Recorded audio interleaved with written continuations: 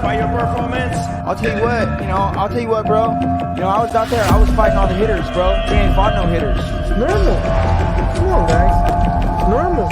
So if I was you, I hope to God you come ready. Because if you don't, I can beat you with the death. They do nothing. Oh, y'all got carrot cakes and stuff up there? Shit. Oh, y'all got time pop in this motherfucker? Shit. What's happening, Fight Week Show fans, Fight Week Show people? Them salute to all of you, man. Big up to everybody that's joining us live, everybody that's watching on playback. Salute to every single one of you, man. And big up to Leroy. My boy Leroy is joining us today. My boy Jordan joining us today, and Naz is always here. This is the last one of the year, episode 28, man. I can't believe we've done 28 episodes of this. Can you believe that, Naz? Leroy, like it's been a mad one. For real. But let me start with Leroy, man. Bro, salute for joining us on this episode. A lot of people don't really know the work that you put on in the background, but yeah, you've been this part to the channel, and yeah, man, big up. Thank you for joining us tonight on Dust Up Shakedown, my brother. Right, I don't really know what I do on the channel, so I mean, it's going good. Going good, right? It's going good. Jordan, everybody knows Jordan on our prediction show. You know what I mean? He's our odds man. He tells us all about the bets, all about the odds. And my man's knowledge on MMA is as good as anyone's around here. Big up, Jordan. How you doing, my bro? You good? Good, man. Breaking up my Dust Up Shakedown virginity here. So, yeah. Fun to Really? finally get involved in some thrilling predictions. Yeah, man. Never been on. I obviously sometimes do the fight companions and stuff. So I thought I'd sort of leave a bit of room for other people to get involved in at least one of the shows. That's my plan was sort of. That's what's yeah, up. thought I was gonna try and steer clear over here and let Naz and McDane take over. But you know, when these guys can't keep the consistency going, sometimes you need me to step in. Man, big up for that, man. Yeah, but serious, man. Jordan's a good sub of the bench, man. He's a good sub of the bench, you know what I mean? So that's what I'm talking about here, bro. The man in the first 11, the man that rides shotgun with, man, the man that rolls on the channel all the while, you know what I mean? There's a furniture around here on Dust Up Shakedown. My brother Naz, how you doing, man? How you doing? How's your day? Big up, man. Yeah, man. I'm complaining, man. Fucking London is cold, man. We all need to move to Miami one day. Bro, you should be happy. You should be happy, man. You just knocked Newcastle out the cup. You know what I'm trying to say? The Mickey Mouse. Your cigar out, sitting back with your cigar out, waiting on Liverpool to do their thing. You know what I mean? Like, see, that's what I'm talking about. So come on. What was that? Call it the vitamin water trophy or some shit. You should be feeling warm about beating Newcastle. Like you just put Newcastle out of the cup, man. So boy, yeah, but you gotta be happy about that. I won't complain about the Geordies, bro. Revenge. No. It's crazy. It's You're crazy. gonna fucking buy Stamford Bridge and turn it into a car park for that. It's crazy, man. Bro, let's talk about the card that we witnessed last week, because we're a few days removed from it now, and we've had time to go back and look at press conferences, certain reasonings, what injuries they might be carrying, their state of mind, their excuses for losing, their excuses for we've seen it all. We've seen all different kind of things. But now I want to start with you, Jordan, right? Yep. Looking at that main event, the whole build up to it, the path that Colby took to try and put Leon off his game. Now, when you look at when it's all said and done, now, what do you make of the whole thing? Like, was it even worth it? And then put in a performance like that. But please tell us what you think. Yeah, it was kind of a strange one. It's not a Colby we've ever seen before. We've never seen him outclassed. Not like that. Like he looked about 10 rankings below Leon, as opposed to being the number 2 guy in the division. You know what I mean? And a thousand things could have went into that. Obviously, his It looked time like off. he was injured, and he wasn't hurt. But it Yeah, wasn't. yeah, it felt like he was coming into this after coming off of COVID or something. That's how he was fighting. You know what I mean? Like something just seemed off, and it could just be inactivity. It could be age catching up with Colby. It could, Inactivity, ring rust. yeah, but I think it's safe to assume that no one was quite expecting that. It just felt like Leon was sort of sparring with a new guy at the gym.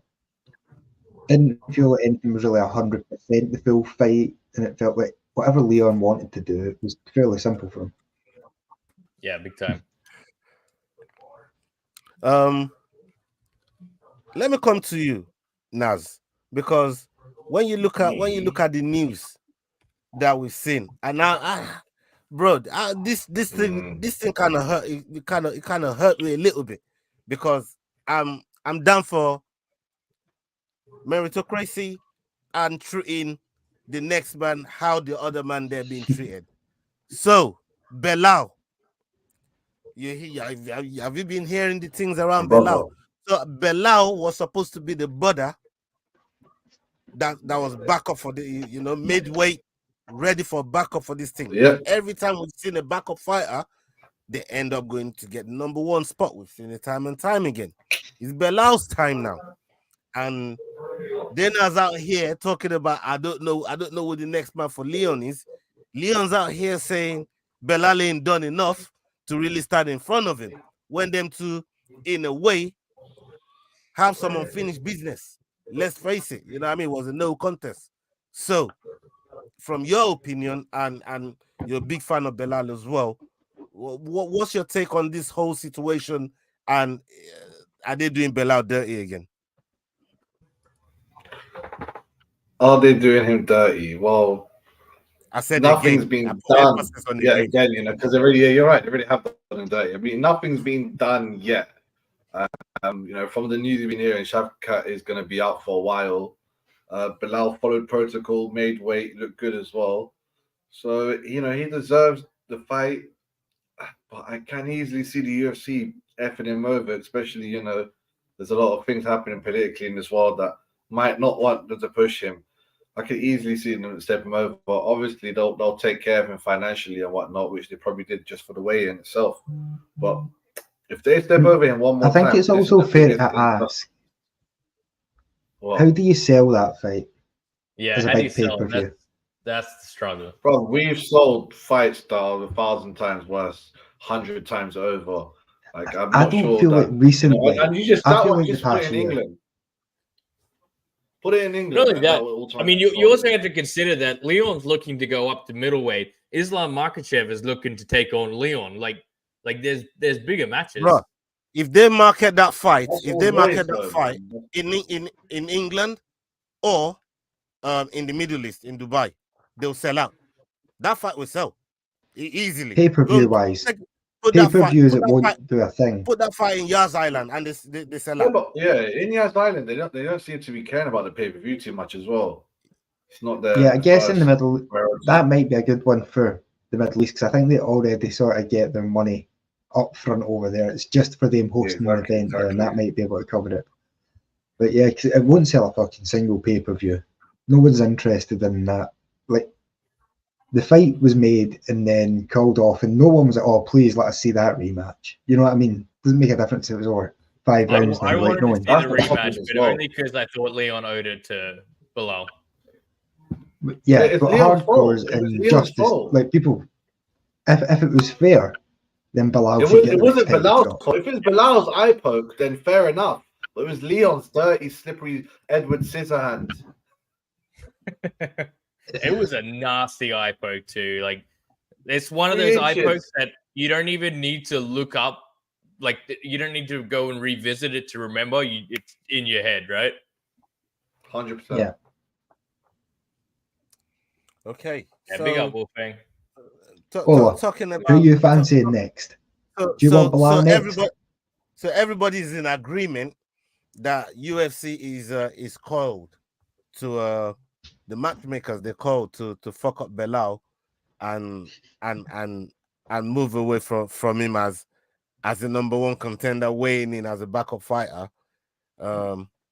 So I think if you're the backup fighter, that's essentially an interim title holder. You were guaranteed number one contender. Yeah, this is it. yeah. So that's what I'm trying to say. That what's different for him, because they asked him, he said yes, obviously on the conditions that others is being provided as well. You know, when you've seen in the past the people that that have been able to do that, like even Volkanovski just did that and got that opportunity with Islam. Like, you know, you weigh in as a backup, you get your chance. For me, I think he should be given the chance to at least go and lose to Leon. All right, you might not make as much money, but as a fighter for the company, and he's, you know, he's filled in on some important fight for them that fell out, and Belal just said, you know what, fuck it, I'll jump in. He's done enough for that for them. So, and that's why I said again, I made emphasis on on them fucking him over again.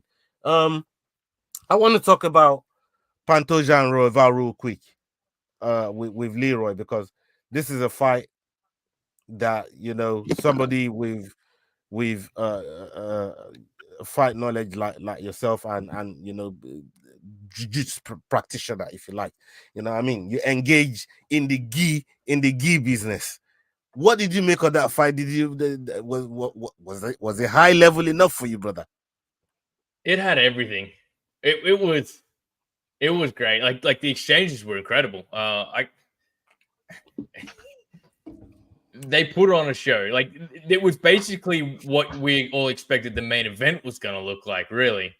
Like, the co-main lived up to the hype. The main event didn't. I couldn't agree. I mean, when you look at that fight, and the one that still gets me is the amount of scrambles and hand fighting for the submission attempts. It's crazy how these guys are able to slip out of it. How, you know, how they're able to maneuver. The reversals are crazy. I love everything about. You know what? If they were to fight another 5 times, I'd watch it. Just, you know, just because of what they bring to the table.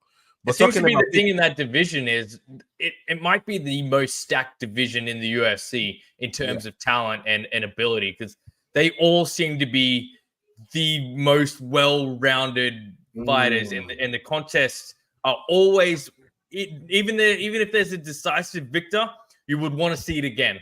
You'd be happy to watch the same fight over and over. Unpopular opinion, but BJ leaving the UFC is the best thing that ever happened to flyweight. It opened it up, right? All the rest of the guys flourish, and unless you were great at absolutely, like, now you've got more sort of style versus style matchups again, and more submission experts, but I feel like it's one of my favorite divisions that I always forget just how good the fights are until it's on. Like, Pantoja versus Moreno was another one. You had Figueiredo Moreno. Like, there's just so many of these sort of rivalries and stuff that are, I don't know.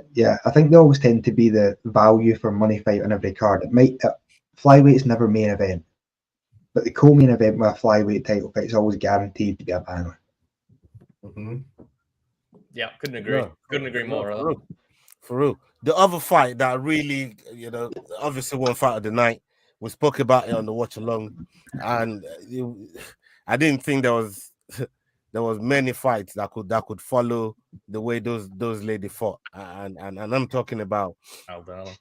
Irene Aldana here, and Rosa and Naz.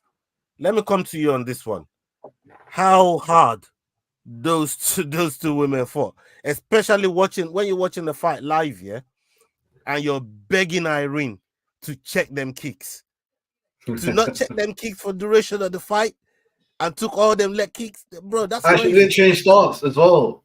Talk to me about that, bro. No, she didn't even try to change stance. She just took them. You know, sometimes I think, when guys say, you know, I could probably beat up this MMA girl fighter. Well, no, these are the girls that, you know, I'm saying, mess up man on road. These girls, they have that iron chin, which you rarely see. And as well as that iron body as well, like just leg kicks. But just why are you putting the pictures up, man? Oh my days! Being reminded of this fight. Fangoshi was 3 rounds. Fangoshi was 3. Imagine this is a 5-round title fight. Boy, doctor stoppage would definitely have happened. But as soon as the fight ended, I thought they both need to go hospital. Like, I didn't even know if this was a good look for MMA. But from what I've been seeing on Twitter and online, this is a big, good look for women's MMA. People saying it's pushing it forward. But, man, fight of the night, easy. They deserve more than 50K, to be honest. Yeah. I mean, have a go at that. That's just insane. Had a twist. That's Tony Ferguson. Oh my god! Ariana Lipski, yeah, man, the Queen of Violence. I mean, there were some incredible fights on the card, and that's why I couldn't understand why people were dissing it. Right? Let's talk about Bryce Mitchell. Jordan, let me come to you on Bryce Mitchell. Bryce Mitchell. I mean, I call it the spasm knockout. Like, gosh darn it! Just talk to. I saw the light. I called it exactly on the prediction show. I think everyone else went for Bryce. Everyone picked Bryce Mitchell to win. Mitchell, I can't remember about yourself. Yeah, and I was like, nah, he's going to get knocked out. I've seen that sort of hesitation in him in the Puria fight. There's something about that Josh Emmett is better than everyone remembers every time. This isn't the first guy who's done this. This is the 5th or 6th guy that he's knocked out like this. Like, he's a sensational wrestler. He's built like a fucking fire hydrant. And yeah, I don't know. I was waiting on it. Just landed flush. I was waiting on it. Yeah. But when it hit, like, me and Cheryl were sitting watching, and she's like, "Oh, did you see that? I think he's having a seizure." I was like, "Yeah, that happens sometimes, man." That's part of it. Right? It's a rough sport that we watch. When you see someone seizuring, you remember just how brutal this sport is. Bryce is one of these young guys that worry me about the future, because I think that's his confidence gone now. I don't think he's ever going to be the same fighter, and he's young, and he didn't seem the brightest to start with. You know what I mean? I think he already had a few issues. Who's one of my I don't think him getting 10 more knockouts in his career is going to help him any. You know, that was one of the rougher knockouts to watch recently. That being said, I won my bet, so fuck it. He needs to go to Thailand. Yeah, that's my bro. If he comes to go to Thailand, all he's gonna do is have little Thai babies. Yeah. Hey, they're all Christians. Tell them about the aliens and shit. If there's one thing Naz knows how to teach him, man, you know what I mean? Get as many wives as you can. You get me? Go try, get high, and play until you got multiple wives. So, an irony. Naz uses his phone, but he's actually got a webcam studio through the back. He's Andrew Tate up back there, man. That's how he's living out in Morocco. Bro, stop baiting man up, fam. Nah, let's go to the next one real quick. The other fight that I wanted to talk about as well, and I think this, I mean, with Josh Emmett, I always say, like, that guy has got ungodly power for that division. For somebody in that division, he's got ungodly power. The other guy that had ungodly power, but faced someone with ungodly power, and I think it's a crying shame. If it was the card before, he would have got a bonus, because everyone that finished got a bonus. He didn't get a bonus this one. Cody Garbrandt face planted Brian Kelleher in that fight. I couldn't believe what I was watching. Cody was so comfortable. He looked so good. Again, he was showing us some leg kicks.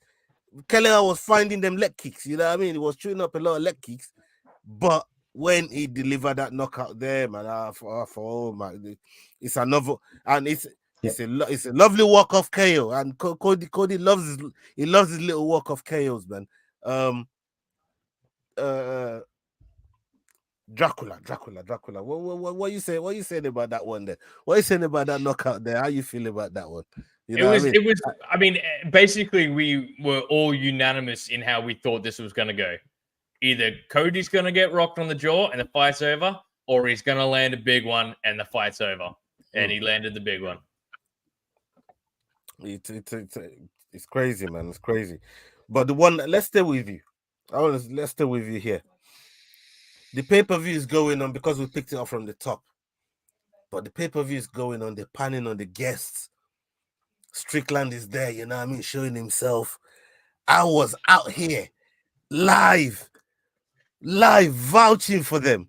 Remember, Naz, saying this man won't try and fumble the bag. No, they're going to behave themselves. Remember, I said that, Leroy. I said these men are going to behave themselves. They can put them two rows between each other, man. Nothing's going to happen. How wrong was I, Leroy? It was wild, man. I mean, you're 100% right there, but Sean Strickland is a madman. Yeah, 100% wrong. Yeah. You would think that he'd be more composed, knowing what's at stake. Like, I mean, you go back to what Dana's comments have been previously on stuff like this. Like, he really doesn't like it. Yeah. And it's he's never done anything about it ever, though. To be fair. Yeah. If you go through each and every bad precedent, because if you allow this kind of thing to happen without punishment, then what's to stop anyone from brawling with anyone? Bro, it's the way Strickland moved the kid out of the way as well. It's like a little kid. Gilbert Burns kid, mind you. Mad Things is about to go down. It's like, bro. Did you see Craig Jones? Was on Stone Cold Steve Austin time there, man. That's what that was. Craig Jones was sitting next to Sean Strickland, and Craig Jones was like ear to ear with a smile, watching what was going down. Naz, like talk to me, man. Like, you know, Drico's a friend of the show, and we're rooting for him. As far as I'm concerned, anyways, I'm rooting for him to win, to go on and win this middleweight title. Oh man, I like them both, bro. From your take on what you saw happen and what you know of Dricos, what do you make of it all? Well, Dracos is in the right, first and foremost. He wasn't, you know, apparently he was the, you know, antagonizer via verbal attacks. You know, sticks and stones break your bones, but words don't do nothing. So that was all legit. But then my man's the one that went for the blows. And apparently, you know, he came out saying they were the lightest punches and elbows. But Jamal Hill and his boy, who we saw that take, reached just a couple hours ago. Go up a tiny bit, Leroy. Yeah, go up a bit with Leroy. Jamal Hill was saying it made some proper. There were some really good collections. But then Jamal Hill said how Duplessis ended up on top of him. You see that? Duplessis ended up on top of him. So they said when he was on top, he also punched Strickland. And that's why they're not going to be like, oh, it's a one-way attack. On top of that, obviously, you know, white on white crime is always fine. No one gets in trouble if no one pushes it too hard. So this will be, I'm sure the UFC will be like, don't push, like, don't try to sue each other. Don't be a Kobe. Let's not do this. But yeah, man, I'm actually kind of a bit disappointed after what Sean said recently that he done that. But apparently he did question his manhood. And he said something about, you know, I'm not going to get into it, but he questioned his manhood. So, yeah, watch the Jamal Hill reaction, man. I'll give you a little bit more insight. He was right up behind him, apparently. Yeah, that's crazy. Jordan, let's come to you, Jordan. You know, the same thing I said, you know, to Naz, knowing what you know about Dricos and how he conducts himself and how he likes to carry himself. What did you make of the whole, say, build up and what eventually transpired between Strickland and Dricos? Yeah, I think people are sort of. I've heard a bunch of ridiculous takes on it. One that Dricos is in the wrong. He shouldn't be mentioning Sean's problems and things about his dad. Now, that using Sean's own logic, you can only make fun of people for things that they put out there and say that are stupid in public. He went on Joe Rogan and said all this shit himself for the public. Yeah. So, you know, he's following Sean's own guidelines. I don't think there's really... You can call Dricos an asshole for it, but you can't look at him in the same way that Colby has been looked at, for instance. He's only using stuff that's been put out there by Sean. Dricos had a great point. Dricos said, look, if it's that easy to get underneath his skin, like, what's the fight going to be? That's what I'm thinking, is this is a great sign for Dricos. Like I always say, sorry to cut you there, like I always say, the truth can never be considered disrespect. Yeah. Please carry on. Yeah, I think that if you look at what this is, it's part of the mind games are leading up to a fight. And Sean's losing badly because he's showing how much it's getting to him. Just a minor sentence about his dad fucking him is enough to send this guy into an uncontrollable rage and not let him control his emotions. An interesting thing that I'd been hearing is that Greeks is exceptionally strong for a middleweight. And I think it sort of showed that because Sean just sort of bounced off him, didn't he? Yeah. Like it didn't seem to it move. looked like we were watching WWE, the way that he was handling the punch. Like, yeah, I don't think he thought it through. I think it's hard to punch if you're flying in from above like a fucking eagle. But yeah, I think we should just accept it for what it is, and it's a mistake on the UFC's part to put them that close together. What resulted from that was a fight, you know. But as you would expect. I don't think. Yeah, I don't think we have to read too much into it, other than Sean has clearly been affected by all this shit. Yeah. Yeah. Mentioning that, I'm just gonna read this very quickly to the people watching. Big up everybody that's watching us live, everybody that's watching us on playback. Salute to all of you. Make sure you're hitting that like button. Make sure you're hitting that share button. Get us out there. We're trying to get the numbers up, so we are going to need your help and support for that one. Let me just quickly read this out, and this is Sean reflecting on the incident that transpired over the weekend. Sean says here, being on Theo Vaughn's podcast, he says PTSD can make a strong man weak or a weak man strong. Years and years of abuse just changes you as a man. The hate just doesn't go away. The sad truth is, I'm one of the millions, but I only matter because there's a camera in my face. Most people just suffer in silence and drown their demons in alcohol or drugs. Theo, thanks for saying you delete the video for me. I wanted you to. Hell, still kind of, but at the end of the day, it's life. So and that's in reference to Sean Strickland going on to Theo Vaughn's this past weekend podcast. And he opened up and he said he got quite emotional and still wants to. I don't think it's been aired yet, so I suspect it'll come out today or tomorrow. Okay. Shout out to Tighter Ginger. It says shout out Gilbert Burns' wife saying Dricos was the one who said let's fight now, and that was the trigger. That was bound to happen. Big up to the panel. Okay, no,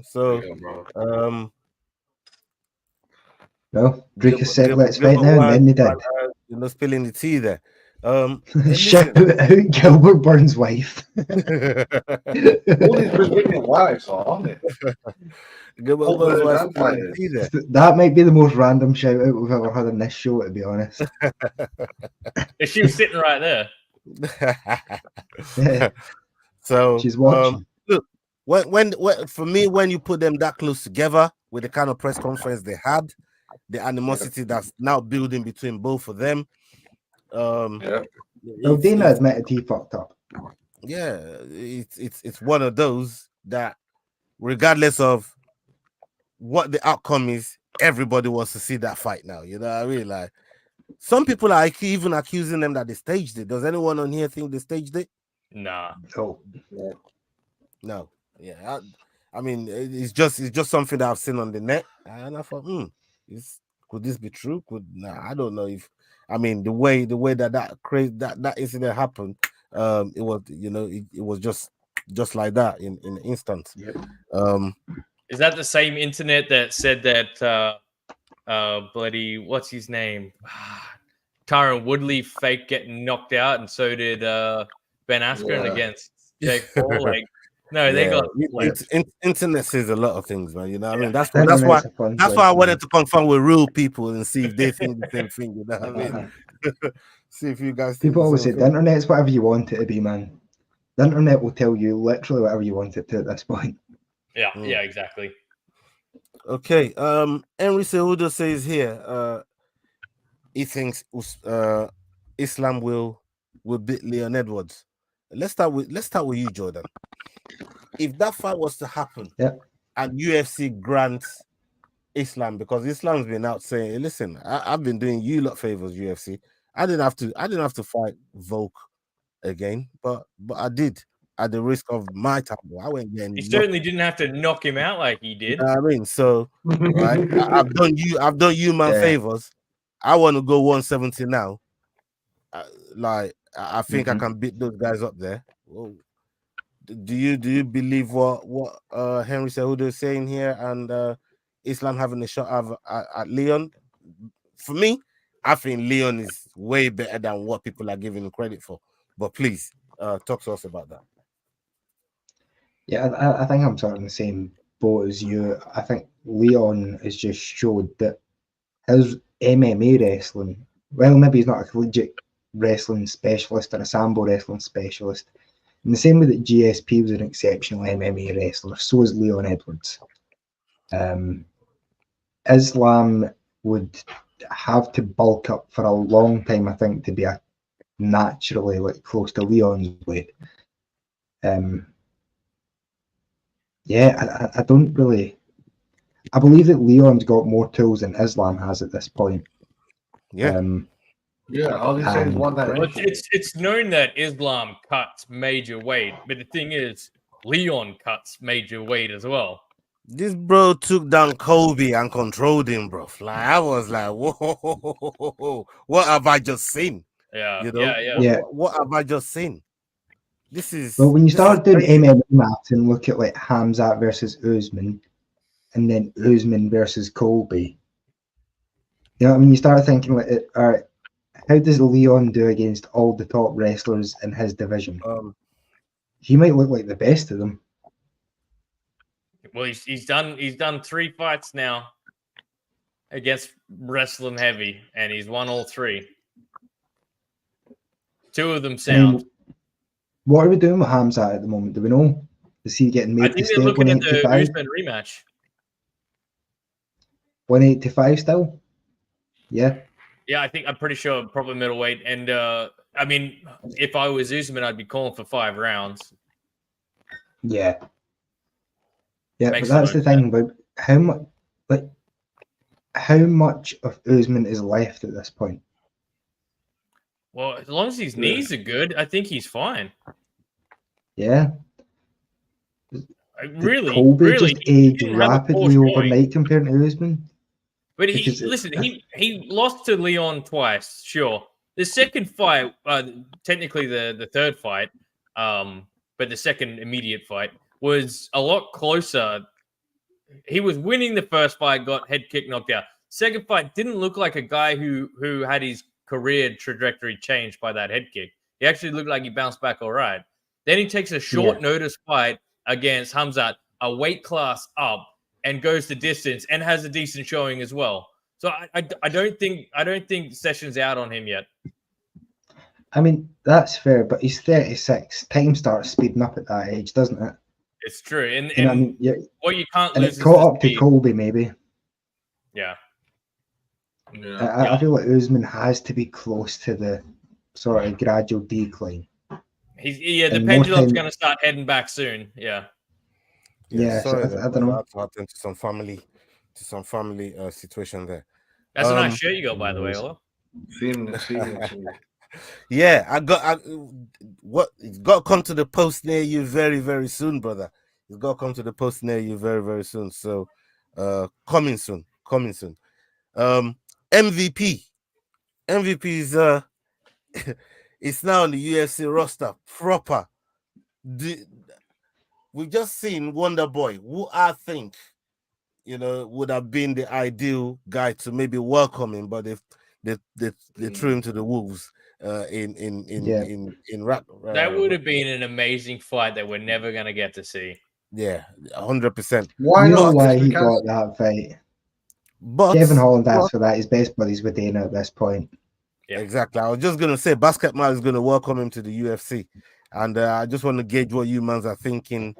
Now that it's official, it's official that he's on the UFC roster. Now, how you man feeling about that fight? Kevin Holland is not a good matchup for him. Yeah, go on, us. Kevin Holland is not a good matchup for him. And he's already looking ahead. He's like, oh, I can't wait to fight Leon Edwards in England. It's be a massive fight. I'm like, bro, get over this guy first, then go fight Wonderboy, then beat someone who actually matters, like Gilbert Burns, and then talk about Leon Edwards. He jumped the gun already. I'm so shocked. Or is he just trying to build hype for his arrival? Say something outlandish to really promote the fact that you've joined the UFC. At 37 years old, when no one in the history from welterweight and below has actually had a belt at 36, 35 the last. That's Tyron Woodley, the oldest person. I think he was 36 or 34 or 5 and something. The oldest person to have a belt from welterweight below. Like, you know what? Yeah, I rate MVP for dreaming and selling it. If you're saying he's selling it and hyping it, but Kevin Holland, he is not an easy fight, especially if he's serious. He was saying that he was going to take the Chandler route essentially when he gets to the UFC. Yeah, that's crazy. Going 1-3. I think you might find he's going to take a little bit more of the Ben Askren route, where he's a little bit past his prime. The thing is, like, MVP has struggled a lot of the times when he's been put up against anyone half decent. He's the best can crusher UK has ever seen. Yeah. His highlights are sensational. But a lot of them are against like 41-year-old Cyborg or a guy that was 8-16 in Bellator. Like I feel the MVP is an exciting fighter, but I feel like there's a good chance we find out that he's not top tier. He might be top 25 UFC as opposed to maybe the top 5 he's expecting. But Kevin Holland, I think that there's a very good chance that Kevin Holland walks through him. Sorry? He does have drawing power though. Like you see why the UFC signed him, because his name's got value. Yeah. UK, he pretty much carried Bellator. You know, he carried Bellator for a long time, and you know, especially in the UK market, he will sell out. He will sell out. He'll headline, and he can do that for the next couple of years for them. They know what they're getting when they come to England with someone like Paddy, with someone like Tom Aspinall. You know, with someone like MVP, even Leon Edwards as a champion, they know what they're gonna get. They're gonna sell out, and the English market is really, really good for them. Dana's already confirmed. You know, they're coming to England more than once in 2024. So, Manchester, that's healthy. That's healthy for English-based fighters. Maybe they'll do a stadium this time, and the tickets won't be ridiculous. Dana said how much he hates stadiums. He said, especially in England, where he can chuck it at any time. You know what I mean? Nah. He already said he's not prepared to take that gamble. I've seen him. They've asked him so many times. You know what I mean? Like, use Wembley. Mm-hmm. Wembley will sell out, but he's like, nah, I'm not taking that chance, man. I always do an arena. So it'd be good to see them go to Ireland as well. Yeah. That's always a fun card, especially if McGregor's coming back. The thing is, right now, the best Irish fighter that they got right now is fumbling the card. You know what I mean? He's fumbling the bag, man. So he needs to get shit together. Hey, careful what you say. You might get sued. Just careful. Yeah, man. You just need to get shit together, get in the cage, and do what people really know you for. That's it. All the other bullshit is just like Dustin Poirier will say. It's just noise. Oh, that's it. It's noise. It's just noise. Yeah. You know, get in the cage, do what you do. Ian Gary needs to hire Charles Sonnen as his promotional manager. Yeah, he should hire him full stop. Yeah. You know what I mean? Like, it'll point him in the right direction. So, yeah, man. Look, if they really want to push the Irish fight, like, Ian Gary definitely got to step up and just get in the cage and do work. We know he's good. We just want to now start seeing him consistently rub shoulders against the best guys in the division, and that's. I don't think that's a lot to ask for somebody that wants to be the best. We're about to see where the rubber meets the road. Exactly. For someone that wants to carry Ireland on his back, and be the best, you know, it's not a lot to ask. Give us fights consistently. What's your take on everything, Jordan? The whole Ian Gary thing. I personally, I've looked into his background a bit and how he's not welcome anywhere in Ireland, really. They're falling out with Cage Warriors after that, and then everywhere he's trained, he can't keep a gym. I think he's got all the talent naturally in the world, but I think he's believing his own bullshit a bit too much at this point. Yeah, he's drinking his own Kool-Aid. Yeah, I think the whole thing with his wife and stuff like that's another thing I didn't quite get. Strickland going after Ian Gary's wife the week before, but no one's allowed to talk about his dad molesting him. The other thing too is that didn't Ian Gary wear a mugshot of Jeff Neal? Jeff Neal, yep. And like the public scrutiny that Jeff got over that, and then you're gonna go and be butthurt and say you're gonna sue a fighter for flaming you. I mean, sticks and stones, right? Sticks and stones. That's it, man. If you're gonna dish it, you best be prepared to take it. That's the fight game, man. Like I said, more to the point. Even if you saw the press conference or do the most minimum at the press conference, get in the cage and fight. Let your fight do the talking. Yeah. At least as fight fans, we still get the fight. You know what I mean? But trying to swerve everything is mad to me, bro. You know what I mean? Like, well, apparently he's had pneumonia, so I mean, you get a pass if you got pneumonia. Bro, I'm gonna, you gotta reserve judgment until there's different evidence. If that's what they said they had, then that's what they said. It just sounds like it was horrendous timing for him for all this shit blowing up. The coincidence is fucking crazy. Yeah. You know what I mean? But the people that's probably advising him told him, boy, if you really got this thing, you can use it to calm this, the storm, and let everything settle down before you get yourself back out there. But let's see what happens. Wolfgang essentially says he needs to get smashed out. Yeah, man, you need to catch up, man, for real. People, big up to all of you. We got boxing watch along coming up this weekend.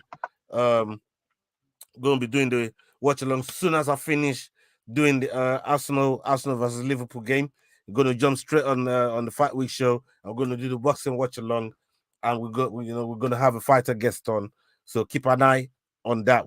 That's the game that Liverpool's gonna win 3-1. Yeah. Shut it. Liverpool. No.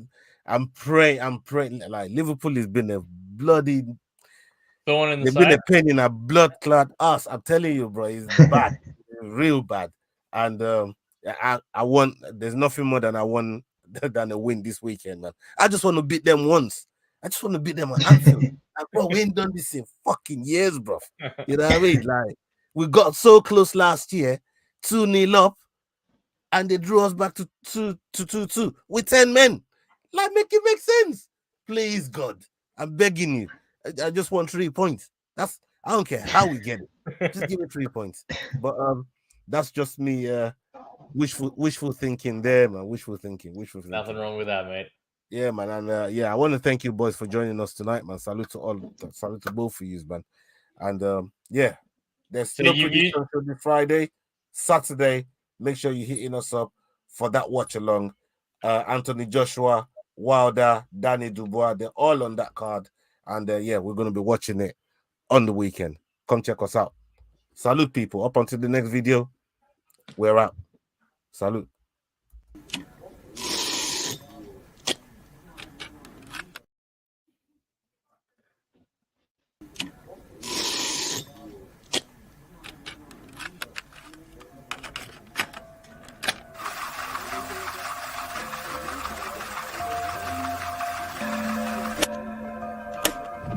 What round they rise and find ass You're playing touch butt with that dork in the park, the ponytail.